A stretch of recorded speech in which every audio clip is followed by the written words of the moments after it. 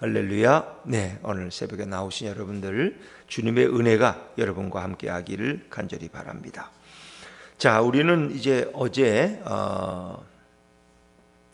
삼손이 수수께끼를 이제 아내에게 알려주었고, 아내가 그 블레셋 사람들의 협박에 못 이겨서 그 정답을 알려줌으로써 삼손이 패하는 이런 광경을 우리가 함께 읽었습니다.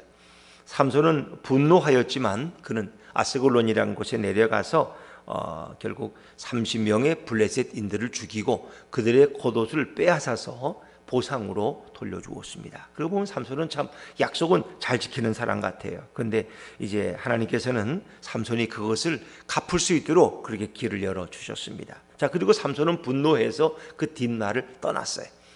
피로연 7일이 끝나기 전에 삼손은 자기 처갓집을 떠난 거예요. 그리고 이제 얼마 후에 삼손이 노가 풀리고 다시 자기가 결혼한 아내가 보고 싶어서 블레셋의 뒷나루 왔어요. 근데 올 때는 장인에게 그냥 올 수 없잖아요. 그래서 오늘 성경에 보니까 염소 새끼를 선물로 가지고 왔어요. 그 당시 염소 새끼는 굉장히 귀하다는 거 아세요? 이거는 꽤나 비싼 거예요. 그것을 가지고 이제 아내를 찾아서 자기 처갓집을 방문했더니 이 장인이 집에 못 들어오게 하는 거예요. 그래서 왜 못 들어가냐? 우리 아내를 보러 왔다 그랬더니 미안한데 너가 네 아내가 싫어가지고 떠난 줄 알고 너의 아내를, 내 딸을 다른 블레셋 사람들에게 주었다는 거예요. 참 이런 경우가 어디 있어. 그래도 1년은 기다려 봐야지 그렇게 그냥 다른 사람에게 자기 딸을 줘버리고 말았어요. 한번 결혼한 사람을. 이러니까 삼손이 이제 화가 났겠죠. 그랬더니 그가 말하기를 동생이 더 예쁘니까 동생하고 다시 결혼하라는 거예요. 자, 상황이 이제 이런 상황에 이르렀다는 거죠. 이것이 삼손을 분노하게 만들었다는 거죠. 자, 우리 2절과 3절 말씀을 한번 읽어요. 2절과 3절입니다. 시작. 이르되 내가 그를 심히 미워하는 줄 알고 그를 내 친구에게 주었노라. 그의 동생이 그보다 더 아름답지 아니하냐? 청하노니 너는 그를 대신하여 동생을 아내로 맞이하라 하니 삼손이 그들에게 이르되 이번은 내가 블레셋 사람들을 해할지라도 그들에게 대하여 내게 허물이 없을 것이니라 하고. 자, 이 정도. 엊그제 결혼했는데 이렇게 며칠 만에 다른 남자에게 줘버릴 수 있느냐. 이게 삼손이 매우 불쾌하고 분노하게 만들었다는 거죠.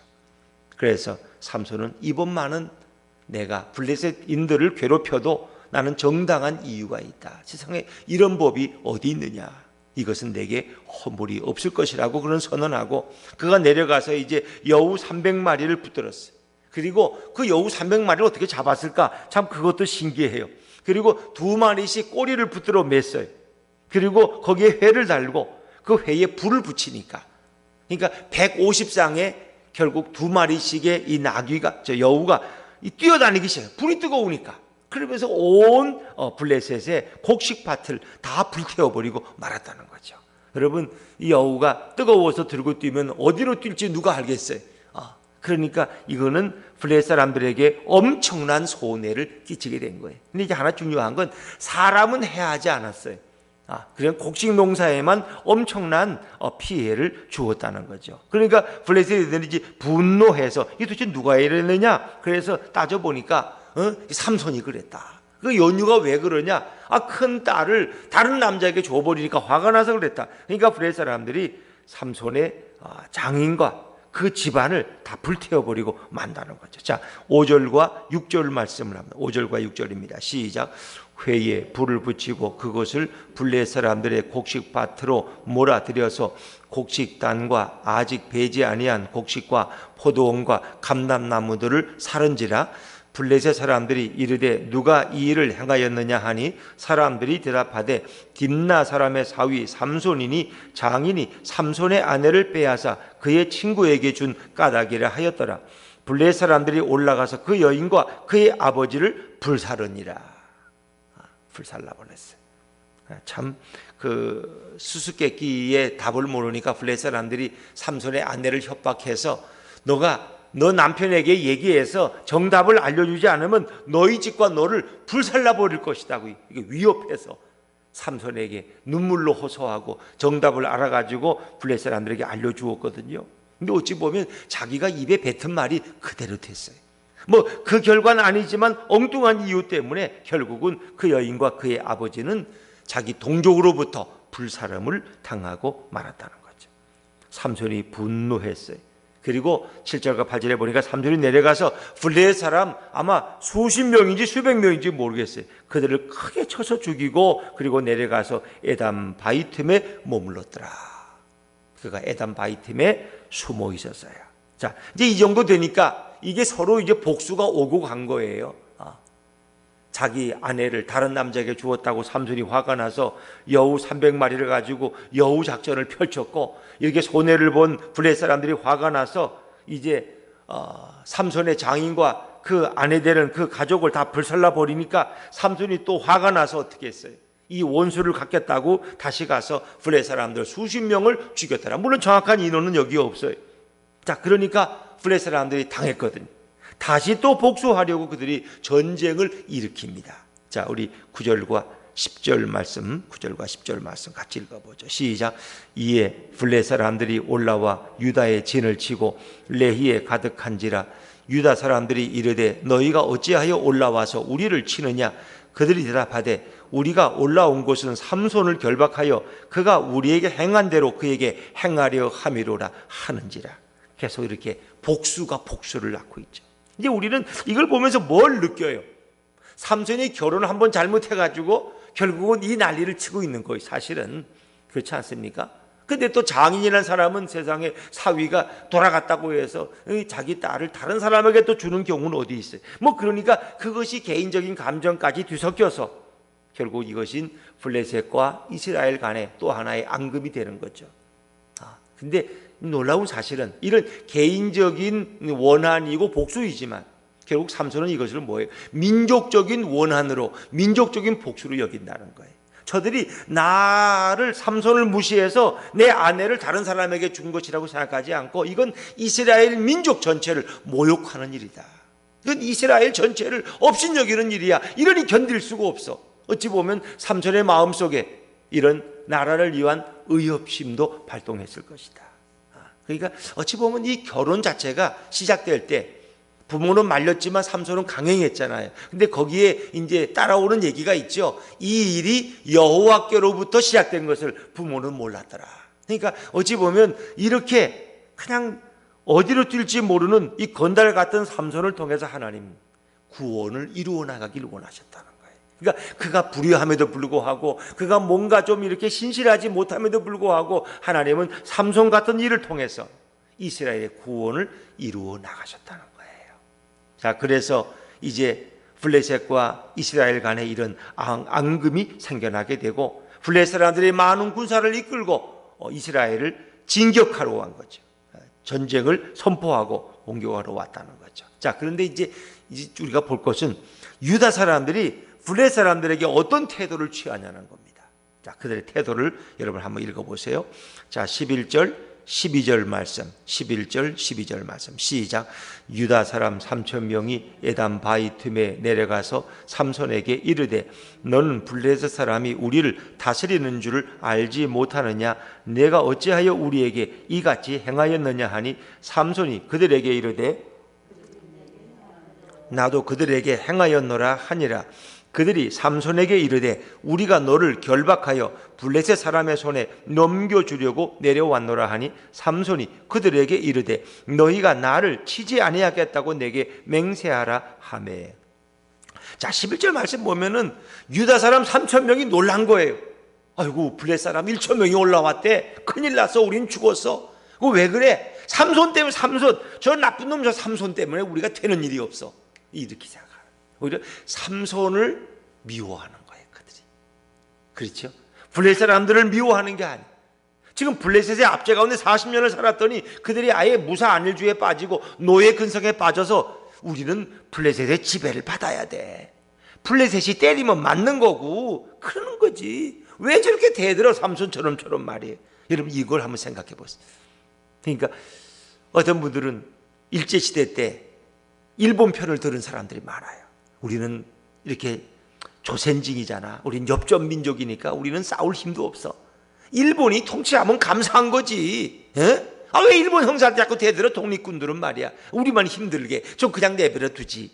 우리는 세금 내면서도 노예처럼 살아도 이게 사는 길 아니겠어? 이게 우리의 운명인데 뭘 이렇게 생각해 보세요. 근데 우리가 김두한 같은 사람은 어떻게 해요?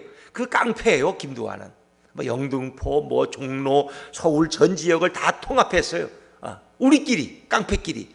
그리고는 이제 일본의 깡패들과 싸운다는 거 알았어요? 그러니까 일본 깡패, 그러니까 한국 깡패하고 일본 깡패하고 싸워서 김두한이 이긴들 뭘 그게 도움이 되겠어요? 그게 독립운동 아니잖아요. 그런데 한국 백성들은 그걸 좋아했어요.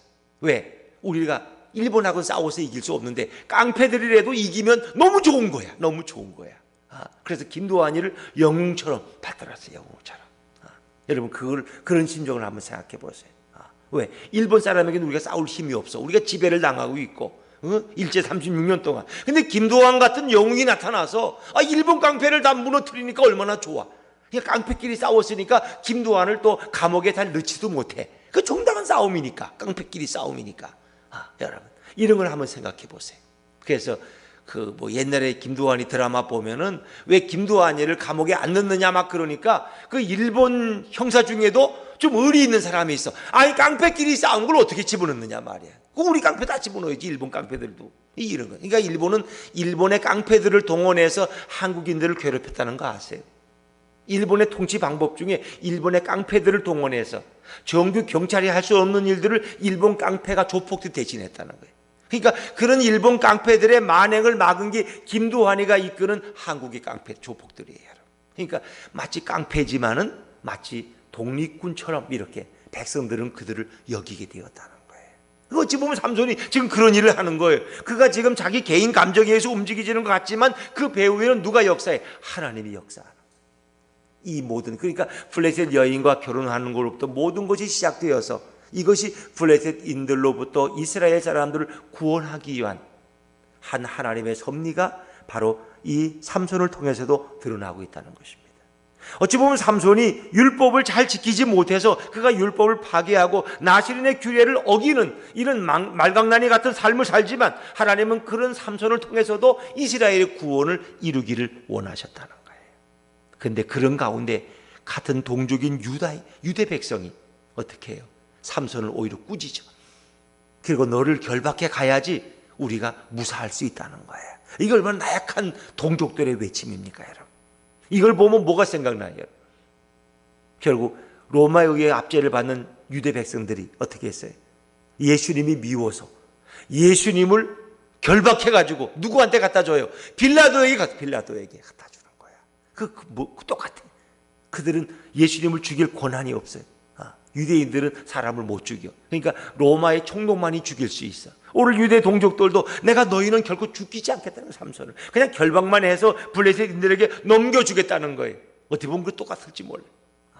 그래서 삼손의 이런 타락한 모습 속에서도 참으로 그를 통해서 예수님이 그 후에 오셔서 같은 동족에게 결박당해서 결국 이방 민족에게 재판받는 모습을 삼손을 통해서 우리는 볼 수 있는 거예요. 자, 그런데 여기 전쟁하러 올라온 블레셋 사람은 모두 몇 명인지 아세요? 나 지금 1000명이에요. 1000명. 근데 유다 사람들이 삼손을 잡으려고 모인 사람이 몇 명인지 아세요? 3000명이 3000명. 3000명이 싸워도 이기지.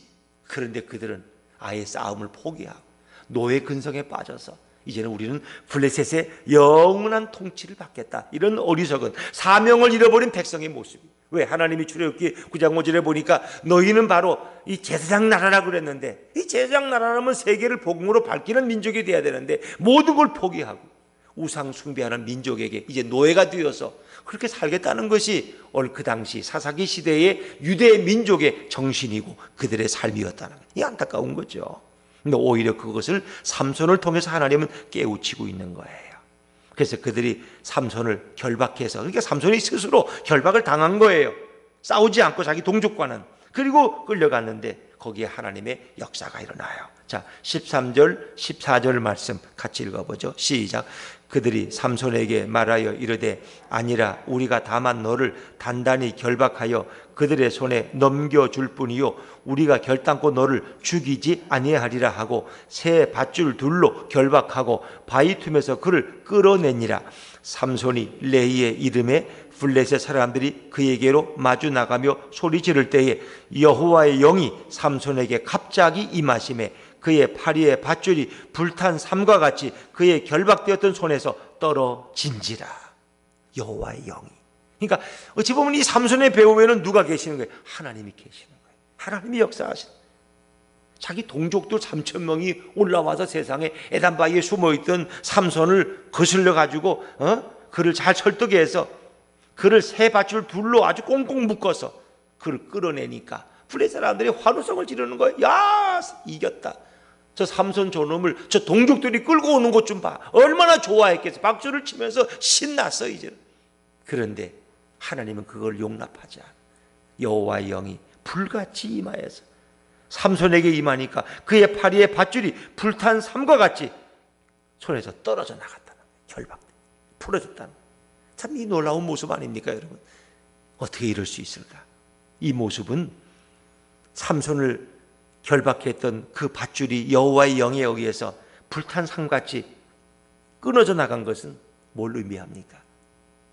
예수 그리스도를 결국은 십자가에서 죽이고 무덤에 던졌지만 죽음의 밧줄이 그 예수님을 얽어맸지만 하나님의 능력이 임할 때 그 밧줄이 불탄 삼같이 다 끊어지고 예수님은 부활로 승리한 줄로 믿습니다. 그걸 예표하고 있는 거예요. 그러니까 삼손의 이 모습 속에서도 우리는 이 시대에 오실 후에 오실 예수님의 행할 사역을 우리는 보는 거예요. 동족들에게 체포돼서 이방인에게 심판받고 예수님은 십자가에 죽으시고 무덤에 묻히셨지만 하나님의 영이 임해서 그를 죽은 자 가운데서 일으켜서 그를 생명과 능력으로 부활시키는 거예요. 그 모습을 오늘 14절 모습에서 우리에게 보여주는 거예요. 그러니까 삼손이 다시 힘을 얻어가지고 어떻게 해요? 새 턱뼈, 나귀의 새 턱뼈를 가지고 1000명을 죽였더라. 그런데 그것이 이렇게 쌓이니까 그 모습이 어마어마했겠죠. 사람들의 시신이 1000명을 죽여서 그 시신을 쌓았다고 생각해 보세요. 자, 15절 16절 말씀 같이 읽죠. 시작. 삼손이 나귀의 새 턱뼈를 보고 손을 내밀어 집어들고 그것으로 1000명을 죽이고 이르되 나귀의 턱뼈로 한 더미 두 더미를 쌓았으며 나귀의 턱뼈로 내가 1000명을 죽였도다 하니라. 그래서 그곳 이름을 10절에 보니까 라맛 레히라 이름하였다. 라맛 레히. 원래 지명이 레인데 라맛 레히라는 것은 턱뼈의 산이다. 이렇게 턱뼈의 산. 턱뼈 하나로 1000명을 쳐서 죽였더라. 이건 삼손의 힘이 아니에요. 하나님의 능력이에요. 하나님의 능력. 그러니까 이 사사기 시대에 이런 윤리적인 평균이 이렇게 타락한 시대에, 그러니까 이스라엘 민족이 타락하니까 삼손도 그들과 비슷해. 그러나 그들 가운데 비슷한 사람 하나를 들어서 하나님 이렇게 큰 구원을 이루셨다는 것입니다. 자, 이렇게 1000명을 죽이고 나니까 삼손이 목이 말랐어요. 목이 말라 죽을 지경이야. 그래서 삼손이 하나님 앞에 부르짖어요. 그렇죠? 하나님 앞에 기도해요. 자, 우리 18절 19절 말씀 18절 19절 같이 읽죠. 시작. 삼손이 심히 목이 말라 여호와께 부르짖어 이르되 주께서 조의 송을 통하여 이 큰 구원을 베푸셨사오나 내가 이제 목말라 죽어서 할례받지 못한 자들의 손에 떨어지겠나이다 하니 하나님이 레히에서 한 우묵한 곳을 터뜨리시니 거기서 물이 솟아나오는지라 삼손이 그것을 마시고 정신이 회복되어 소생하니 그러므로 그 샘 이름을 에낙고레라 불렀으며 그 샘이 오늘까지 레히에 있더라. 에낙고레란 말은 밑에 쭉 내려오면 주가 부르짖은 자의 샘. 삼손이 거기서 하나님 앞에 부르짖었고 하나님이 응답하셨어요. 목이 말라서. 그래서 이런 모습은 예수님께서도 십자가에서 목이 말라서 내가 목마르다 하고 부르짖었던 그 모습도 우리가 연상하게 되죠.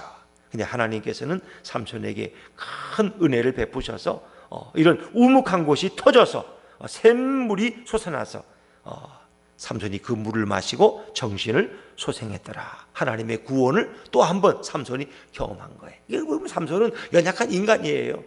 근데 하나님의 능력이 그와 함께 하니까 1000명을 죽이는 일을 행했고 그도 인간이니까 지쳐서 죽을 지경에 부르짖었더니 하나님이 다시 삼손을 구원시키는 거예요.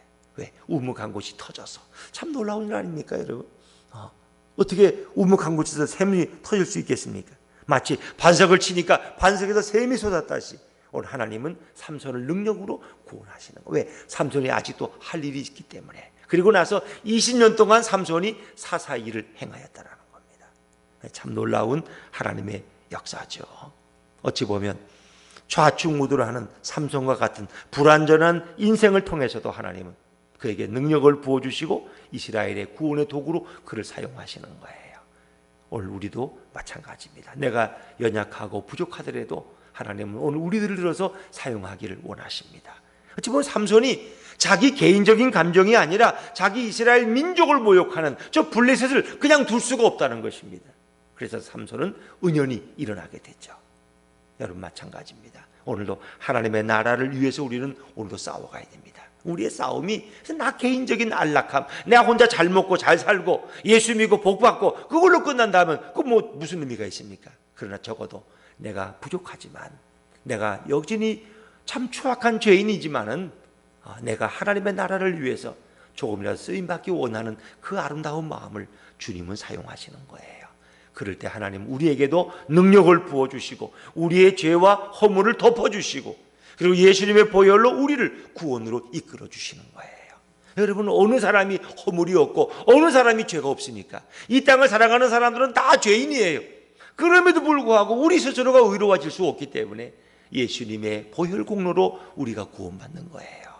우리가 주님을 위해서 쓰임받기를 원할 때, 하나님의 나라를 위해서 우리가 조금이라도 헌신하기를 원할 때 부족한 우리들을 들어서 사용하시는 위대하신 주님을 찬양하시기를 바랍니다. 그 주님을 바라보며 살아가는 거예요. 내가 어제도 완벽하게 살아서 오늘 이 자리에 와 있는 것이 아니라 어제도 부족하게 살아서 오늘도 회개하고 주님의 능력을 의지하는 거예요. 그럴 때 우리 삶에도 예수님의 능력이 삼손과 함께 했던 것처럼 여호와의 영이 함께 할 줄로 믿습니다. 오늘도 그 주님을 의지하고 주님을 찬양하며 오늘도 작은 힘이나마 하나님의 나라를 위해서 헌신하는 우리 모두가 되시기를 주의 이름으로 축원합니다. 기도하겠습니다.